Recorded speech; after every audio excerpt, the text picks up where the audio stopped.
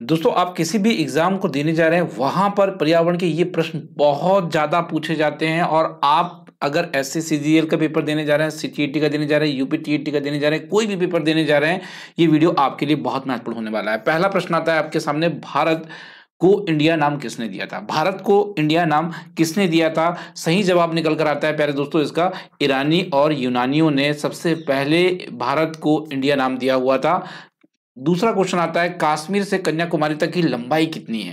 देखिए कश्मीर आपका उत्तर में है और कन्याकुमारी आपका दक्षिण में है, मतलब भारत की टोटल सबसे लंबी लंबाई आप इसे कह सकते हैं। और दूसरे का जवाब होता है डी, 3214 किलोमीटर। क्षेत्रफल के आधार पर भारत का विश्व में कौन सा स्थान है? अगर देखिए जनसंख्या के आधार पर आपसे पूछा जाए तो विश्व में दूसरा स्थान रखता है भारत, पर अगर क्षेत्रफल के आधार पर अगर आपसे पूछा जा रहा है तो 7वां स्थान रखता है भारत। आपको कमेंट बॉक्स में यह बताना है कि क्षेत्रफल के आधार पर पहला स्थान किस देश का है। कौन सा भारत को 2 बराबर भागों में विभाजित करती है? भाई इनमें से कौन सी ऐसी रेखा है जो भारत को आधा आधा कर देती है, एकदम हाफ हाफ पीस में डिवाइड कर देती है? तो आपके सामने कुछ ऑप्शंस है। राइट आंसर होगा कर्क रेखा। राइट आंसर होगा कर्क रेखा। देखिए दोस्तों यहां पर आप ये लाइन देख पा रहे हैं, ये लाइन जो दिखाई दे रही है ये कर्क रेखा है। ये देखिए भारत को बिल्कुल आधे डिवाइड कर रही है, 20 से बिल्कुल काट दे रही है ना, तो ये रेखा कर्क रेखा होती है। अब कर्क रेखा भारत के 8 राज्यों से होकर गुजरती है। कितने राज्यों से? 8 राज्यों से होकर गुजरती है।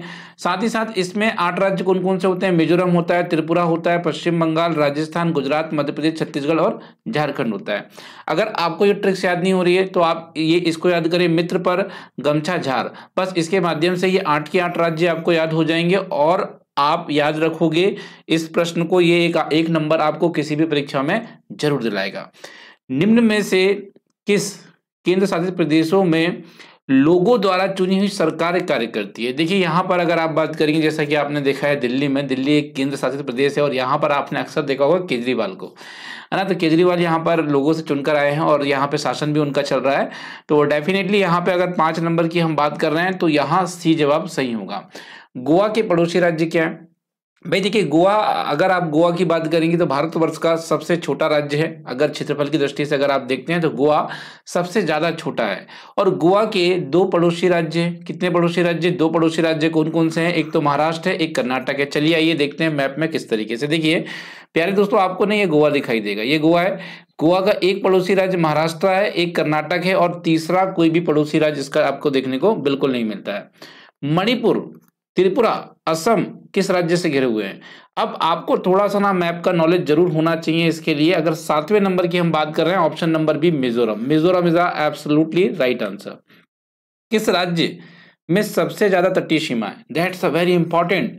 अगर भारतवर्ष में आप बात करें तो 9 राज्य जो होते हैं ना, ये भारत के 9 ऐसे राज्य हैं जो तटीय सीमाओं को छूते हैं। अगर इसमें से मैं बात करूं सबसे लंबी तटीय सीमा किसकी है, सबसे लंबी तटीय सीमा किसकी है, तो दोस्तों प्यारे दोस्तों जवाब आता है गुजरात की। गुजरात की सबसे लंबी है, 1216 के आसपास है, अप्रॉक्स से बता रहा हूं, मुझे एग्जैक्ट अभी याद नहीं है ये, ठीक है, याद रखिएगा। तो गुजरात की सबसे लंबी है। अब देखिए प्यारे दोस्तों यहाँ पर जो 9 राज्य हैं इनके बारे में थोड़ी सी बात कर लेते हैं। जैसे देखिए यहाँ से जो एरिया आपको दिख रहा है डिनोट होके, ये वाला यहाँ तक जो भारत में आया है, ये पूरे तटीय रेखाओं के राज्य हैं। अगर तटीय रेखाओं के राज्य की बात करते हैं, देखिए गुजरात है, सबसे लंबी तटीय सीमा है। उसके बाद महाराष्ट्र है, गोवा है, कर्नाटक है, तमिलनाडु है, केरल है, ठीक है। इसके बाद आंध्र प्रदेश आ जाता है, उड़ीसा आ जाता है, आपका पश्चिम बंगाल आ जाता है, ठीक है। तो ये सारा कुछ है और ये आपका अरेबियन सी है, ये बे ऑफ बंगाल है और ये आपका यहाँ पर केरल है। तो ये चीजें आपको याद रखना है, काफी महत्वपूर्ण है। अगला क्वेश्चन देखते हैं, भारत में सबसे ऊंची चोटी जो कहते हैं गॉडविन ऑस्टिन है, यह किस पर्वत श्रेणी में स्थित है? बड़ा प्यारा प्रश्न है, बड़ा अच्छा क्वेश्चन है मैं कहूंगा। और ये प्रश्न नंबर 9 है और जवाब सी होगा। दोस्तों जवाब क्या होना चाहिए प्यारे दोस्तों? सी जवाब इसका राइट आंसर है। प्रसिद्ध पहाड़ी पर्यटक स्थल किस श्रेणी में स्थित है? भाई सिलेक्शन वाली क्लास है, जो बच्चा अगर एसएससी सीजीएल की भी तैयारी कर रहा है ना, अभी जो एसएससी सीजीएल आया है उसमें भी ये वीडियो आपको जीएस वाले पार्ट में काम आता है। चलिए प्रसिद्ध पहाड़ी पर्यटक स्थल किस श्रेणी में स्थित है? यहां पर यह सवाल आता है। क्वेश्चन नंबर 10 का जवाब आता है बी, लघु हिमालय इसके लिए एक राइट आंसर है।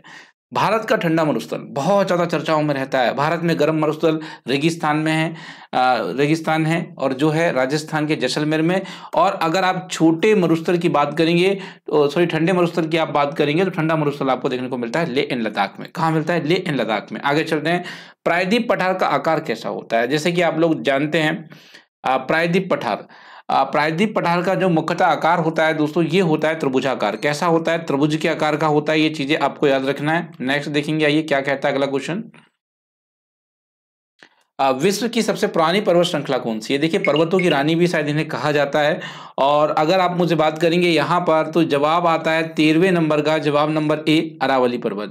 निम्न में से कौन सा कथन गलत है, कौन सा कथन असत्य है, आपको ये बताना है। तो क्वेश्चन नंबर 14 है। 14 की बात अगर हम लोग कर लें तो देखिए क्या कहा जा रहा है। भौगोलिक क्षेत्र इतने वर्ग किलोमीटर है, भारत में पश्चिम बंगाल की खाड़ी से घिरा हुआ है, या ये कह रहा है भाई और भी कुछ ऑप्शन है। देखिए यहाँ पे अगर हम बात करें कि भारत पश्चिम में बंगाल की खाड़ी से घिरा हुआ है, तो it is absolutely wrong answer, because of क्योंकि बंगाल की खाड़ी पूरब में है। बंगाल की खाड़ी भारत में पूरब दिशा में है, पश्चिम दिशा में नहीं है। पश्चिम की अगर आप बात करेंगे तो पश्चिम में आपको अरेबियन सी मिलेगा, अरब सागर देखने को मिलेगा। ये चीजें आपको याद रखना है।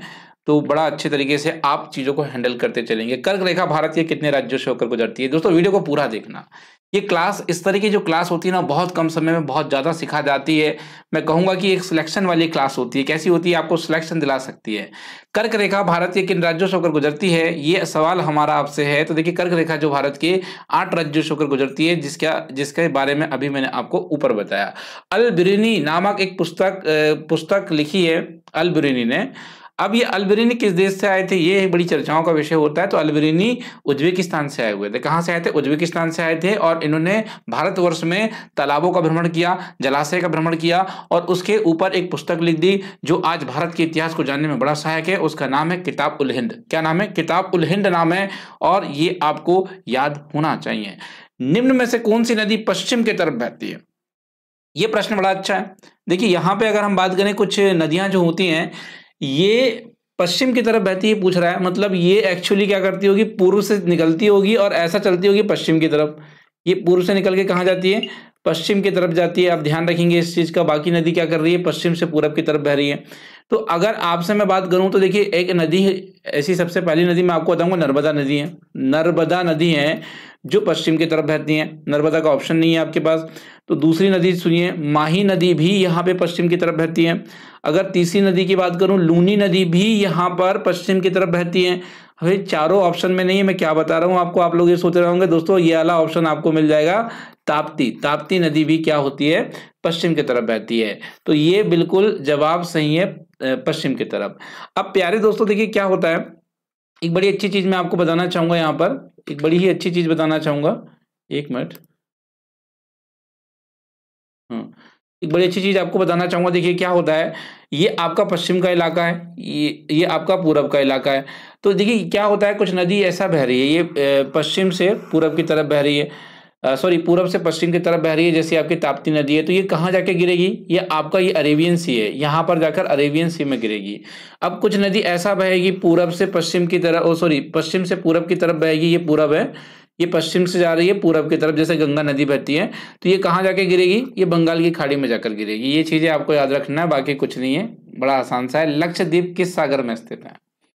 18 नंबर का प्रश्न है, लक्षद्वीप किस सागर में स्थित है? ये प्रश्न जवाब है अरब सागर में। आगे चलते हैं। निम्नलिखित में से कौन सा खनिज प्रचुर मात्रा में पाया जाता है? निम्न में से किस में खनिज प्रचुर मात्रा में पाया जाता है? तो अगर खनिज की बात कर रहे हैं तो मैं आपको बता दूं, प्रायद्वीप जो पठार होते हैं ना, यहाँ खनिज बहुत भंडार भरा हुआ है खनिजों का, ये आप कह सकते हैं। अब ये प्रश्न आ जाता है, ये कहता है कि भारत का दक्षिणम बिंदु इंदिरा पॉइंट है, ठीक है, और अंडमान निकोबार द्वीप समूह है। बात तो सही लग रही है। पश्चिमी घाट को सह्याद्री के नाम से जाना जाता है, बिल्कुल सही है।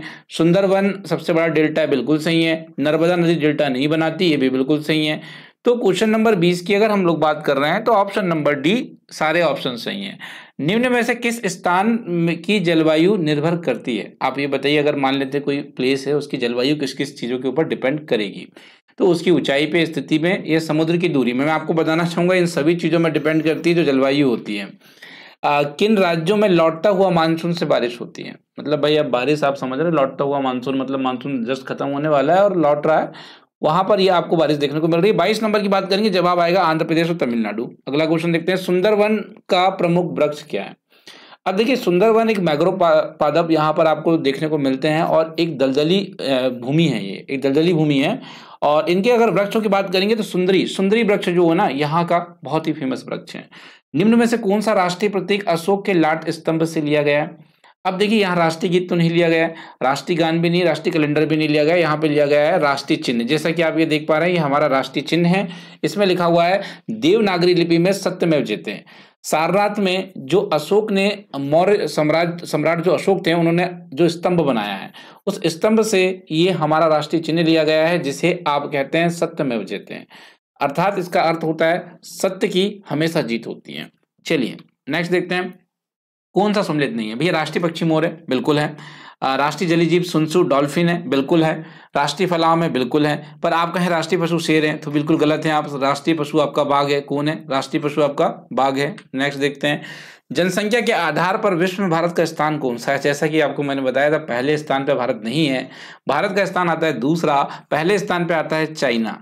भारत की जनसंख्या घनत्व क्या होता है? देखिए क्या होता है, पहले जनसंख्या घनत्व हम ये समझते हैं, उसके बाद आप बता पाएंगे कि भारत की जनसंख्या घनत्व कितना है। दोस्तों देखिए, किसी एक क्षेत्र में मान लेते इस क्षेत्र में रहने वाले लोगों को जो संख्या है और इसका जो क्षेत्रफल है, उससे अगर आप उसको डिवाइड कर देंगे तो डेफिनेटली उसके जनसंख्या घनत्व निकल कर आ जाएगा। जैसे कि मैं आपको बताता हूँ, मान लेते हैं ये कोई क्षेत्र है और यहाँ पर सपोज करिए 2500 लोग रहते हैं। कितने लोग रहते हैं? 2500 लोग रहते हैं। और अगर आपको यहाँ पर मान लेते हैं कि भाई 25 किलोमीटर वर्ग किलोमीटर का क्षेत्रफल है, तो आपको अगर इसका घनत्व निकालना है तो आपको क्या करना है, इसका एक फॉर्मूला होता है, जनसंख्या को ऊपर रखना है, जितना क्षेत्रफल है उसको नीचे रखना है वर्ग किलोमीटर में, एंड देन इनको डिवाइड कर देना है, तो इसका घनत्व निकल कर आएगा 100 प्रति व्यक्ति वर्ग किलोमीटर। तो इस तरीके से आप भारत का भी निकाल सकते हैं। भारत की जनसंख्या ले लीजिए, भारत का क्षेत्रफल ले लीजिए, उनका डिवाइड कर दीजिए और उसके बाद आप ये फाइंड कर सकते हैं। तो क्वेश्चन नंबर 27 है और जवाब बी लगा दीजिए। आप क्या लगा दीजिए? बी लगा दीजिए। बड़ा अच्छा क्वेश्चन है, आप निकाल कर देखिएगा। भारत की जनसंख्या अगर आपको पता है, नहीं पता तो आप सर्च कर लीजिएगा और निकालने का प्रयास करिएगा। आगे चलते हैं अगले प्रश्न की तरफ। 28 नंबर का 28 नंबर का है, सर्वाधिक जनसंख्या वाला राज्य भारतवर्ष में कौन है? अगर मैं बात करूं सर्वाधिक जनसंख्या वाला राज्य, तो मैं कहूंगा कि उत्तर प्रदेश है। अगर आप हमसे कहें कि भाई सर्वाधिक साक्षरता वाला राज्य कौन सा है, तो मैं केरल कहूंगा। सर्वाधिक लिंग अनुपात वाला राज्य कौन सा है, तो मैं केरल कहूंगा। मैं क्या कहने वाला हूं? केरल कहने वाला हूं। अब हमारे पास बच रहा है सर्वाधिक जनसंख्या वाला घनत्व वाला राज्य, तो वो बिहार है। तो भाई बात ही खत्म हो जाती है, मैंने सारा चीजें आपको बता दी हैं। निम्न कथनों में से कौन सा कथन गलत है? चलिए ये भी बड़ा अच्छा क्वेश्चन है। सिक्किम सबसे कम जनसंख्या वाला राज्य है, क्या ये कथन गलत है या सही, आप मुझे बताएं। सबसे कम जनसंख्या घनत्व वाला अरुणाचल प्रदेश है। क्षेत्रफल के आधार पर सबसे छोटा राज्य सिक्किम है। देखिए अभी हाल ही में ही चीजें मैं चर्चा कर रहा था आपसे कि क्षेत्रफल के आधार पर सबसे छोटा राज्य होगा गोवा। क्या होगा? गोवा होगा। और आपने कहा सिक्किम है, तो भाई बिल्कुल गलत बात है ये। हालांकि जनसंख्या के आधार पर सबसे छोटा राज्य सिक्किम है, ये बात भी पूर्णतः सत्य है, ये चीजें आप याद रखें। आगे चलते हैं, इनमें से सही सम्मिलित क्या है? देखिए अगर मैं बोलूं कि भारत की पहली महिला राज्यपाल सुचेता कृपलानी थी, तो ये मैं बिल्कुल गलत कहूंगा। इनका नाम है सरोजिनी नायडू, तो ये बिल्कुल गलत है। भारत के पहले शिक्षा मंत्री अगर वल्लभ भाई सरदार पटेल थे, तो ये भी मेरे हिसाब से गलत है, क्योंकि ये आई थिंक अब्दुल्ला जी थे। और यहाँ पे भारत के उपराष्ट्रपति कौन थे पहले, ये आपको बताना, डॉक्टर राजेंद्र प्रसाद नहीं थे, ये मैं आपको बता सकता हूँ। यहाँ ऑप्शन नंबर 1 जो कह रहा है कि स्वतंत्र भारत के प्रथम गवर्नर जनरल श्री राजगोपालाचारी थे, ये बात बिल्कुल सही है, इसलिए ऑप्शन नंबर ए राइट होगा। भाई बिल्कुल वीडियो कैसा लग रहा है कमेंट बॉक्स में फीडबैक जरूर देना। कहीं आपको बहुत ज़्यादा बोर तो नहीं करना है, या तो बहुत ज़्यादा लंबा तो नहीं है, शॉर्ट वीडियो देखना चाहते हैं, कैसा देखना चाहते हैं। चैनल को यार सब्सक्राइब जरूर कर लेना, बहुत मेहनत लगती है इस तरह की वीडियो को बनाने में। और आपसे कहूँगा कि अगर आप इस तरह की सीरीज देख रहे हैं ना, तो बहुत कम समय में अच्छी तैयारी आपकी जरूर हो जाएगी। आगे चलते हैं, लाइक भी जरूर करिएगा, वीडियो को अभी लाइक कर दीजिए, देखिए मत आप इस तरीके से। भारत में सबसे लंबा बांध कौन सा है? तो देखिए यहाँ पे एक तो भाखड़ा बांध और हीराकुंड बांध में लोगों को थोड़ा सा डाउट होता है, पर आज हीराकुंड बांध सबसे बड़ा बांध है, विश्व का सबसे बड़ा बांध बन चुका है।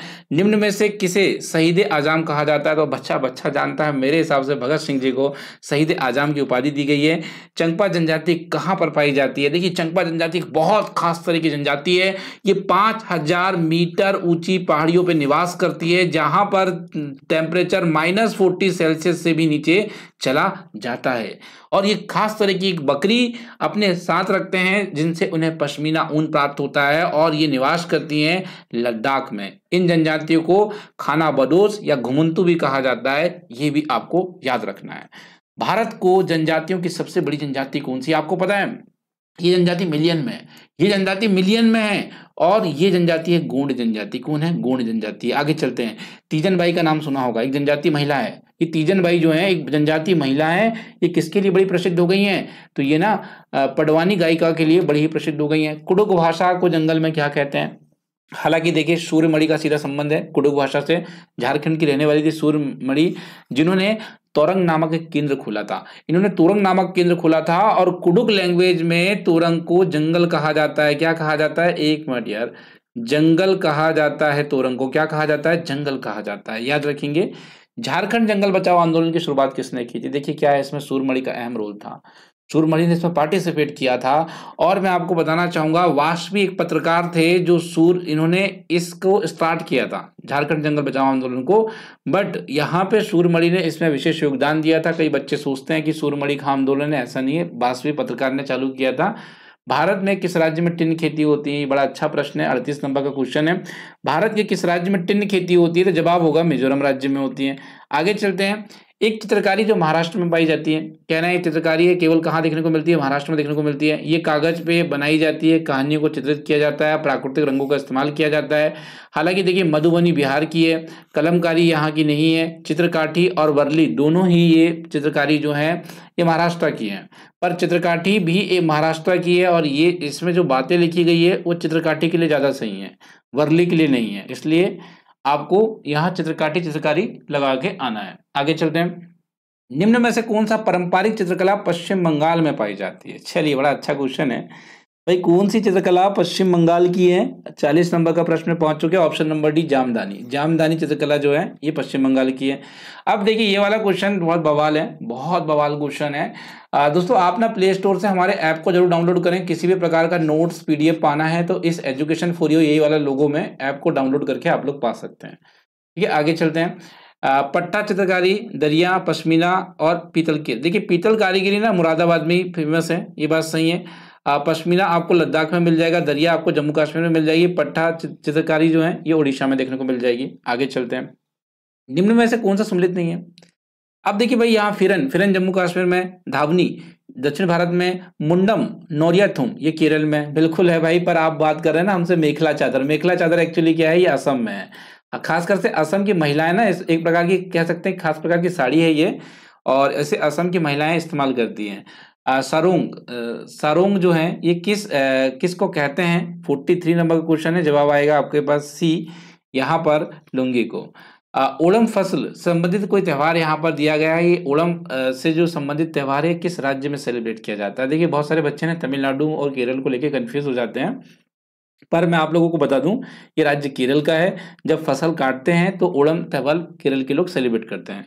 मध्य प्रदेश में मनाया जाने वाला लोक रंग का त्यौहार कैसा है? तो देखिए यहाँ पे एक लोक रंग त्यौहार होता है जो मध्य प्रदेश में सेलिब्रेट किया जाता है। मुख्यतः ये नृत्यों से भरा हुआ एक त्यौहार होता है। यहाँ पे डांसिंग होती है, आदि फंक्शन सेलिब्रेट किया जाता है। बिहू भारत के किस राज्य का लोक नृत्य है? हालांकि बिहू भी फसलों का एक त्यौहार है। जब ये चावल की फसल काटते हैं तो ये एक्चुअली बिहू सेलिब्रेट करते हैं।